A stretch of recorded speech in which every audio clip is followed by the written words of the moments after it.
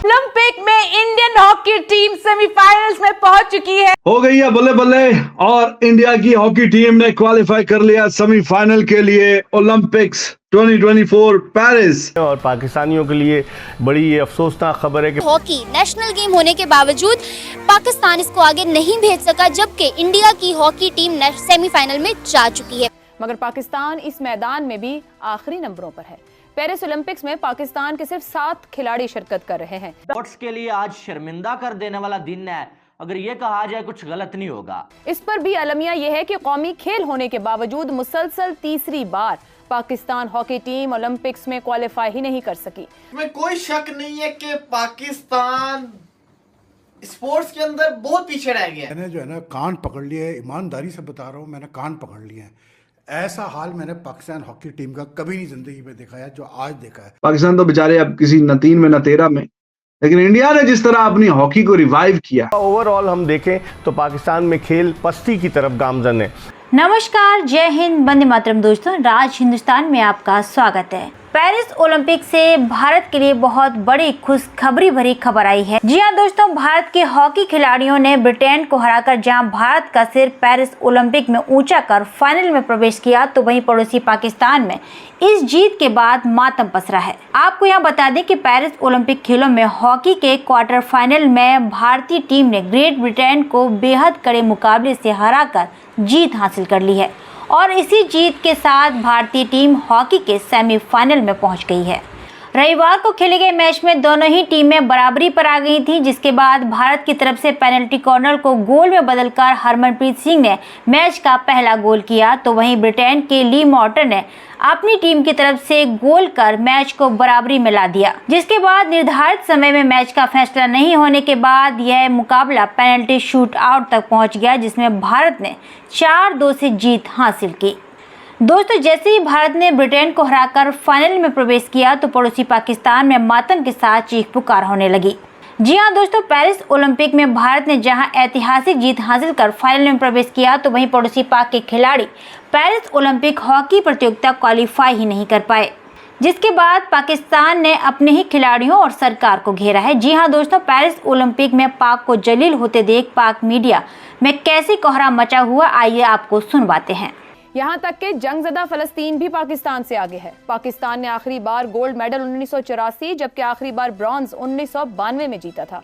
यूं पाकिस्तान आबादी के लिहाज से दुनिया का सबसे बड़ा मुल्क बन गया, जिसने ओलंपिक्स में सबसे कम तमगे जीते हैं। कमाल का मैच खेला है। एक बंदा डाउन था, एक बंदा कोई 40, 42, 45 मिनट, मतलब एक बंदा डाउन। 10 और 11 की हॉकी हुई है। एक तरफ 10 बंदे, एक तरफ 11 बंदे। हालांकि वो पनिशमेंट बहुत स्वेयर पनिशमेंट थी, वो कोई इतनी कोई जानबूझ के कोई इतनी कोई जोर से हॉकी नहीं मार दी कि उसका मुंह ही तोड़ दिया, नाक तोड़ दिया, या वो बंदा बिल्कुल ही बाहर हो गया और वो चलने से के काबिल नहीं रहा।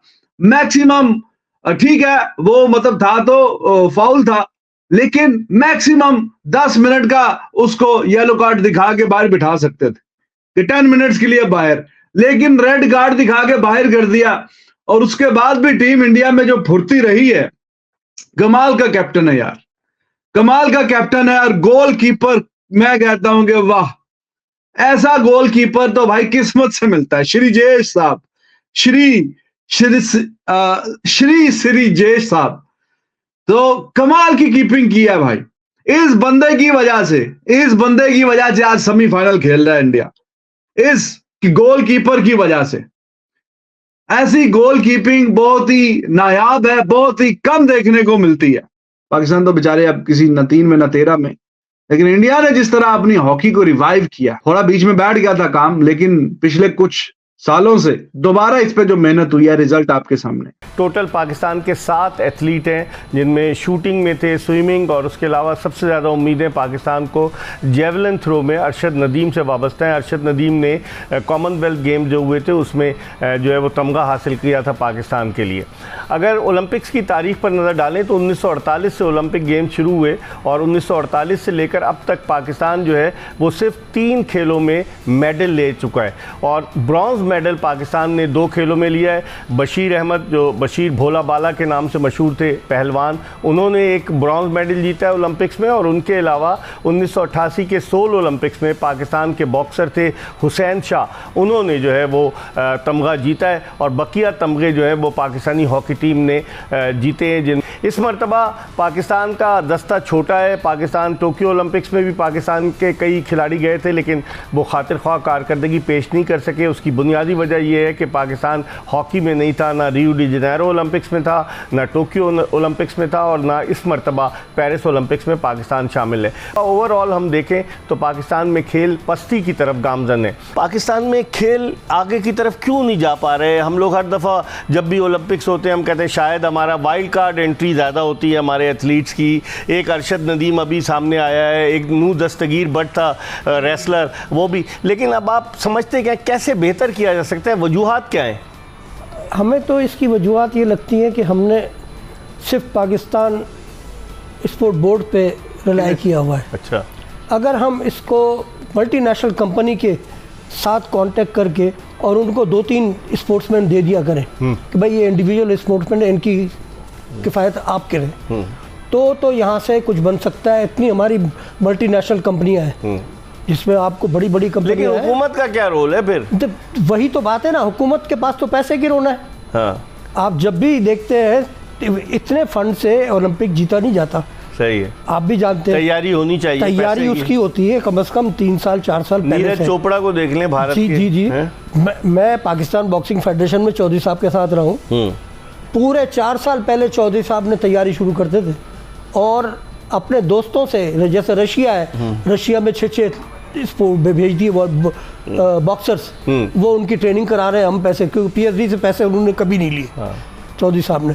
अगर इस तरीके से कोई प्राइवेट सेक्टर के साथ एग्रीमेंट करे पाकिस्तान स्पोर्ट बोर्ड, तो इसकी तरक्की में काफ़ी हो सकता है। लेकिन हम लोग क्या ओलंपिक शुरू होने से कुछ दिन पहले ही शुरू करते हैं ट्रेनिंग? ये क्या वजह है? नहीं, ये तो है ही नहीं। ओलंपिक की तैयारी तो आप नेशनल गेम्स की तैयारी में हमारी नेशनल टीमें 3-3, 4-4 महीने मैंने शुरू कर देती है, तो ये तो ओलंपिक है।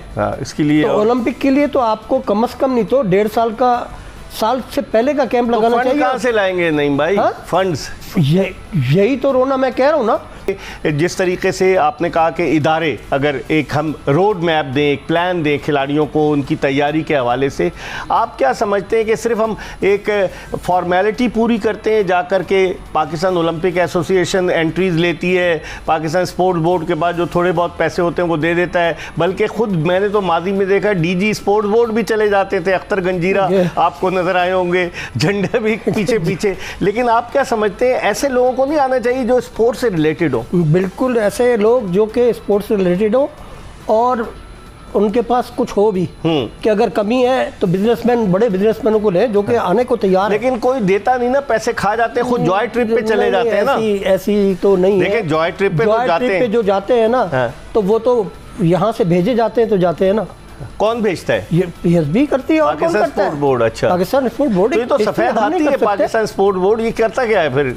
आप बताइए मुझे। अब इसमें अच्छे लोगों के आने की कमी है। तो दोस्तों, आपने देखा कि पेरिस ओलंपिक में खराब प्रदर्शन के बाद पाक मीडिया किस तरीके से चीख पुकार कर अपनी सरकार और खिलाड़ियों को आड़े हाथों ले रही है, तो वहीं भारतीय टीम का ना चाहते हुए भी गुणगान कर रही है।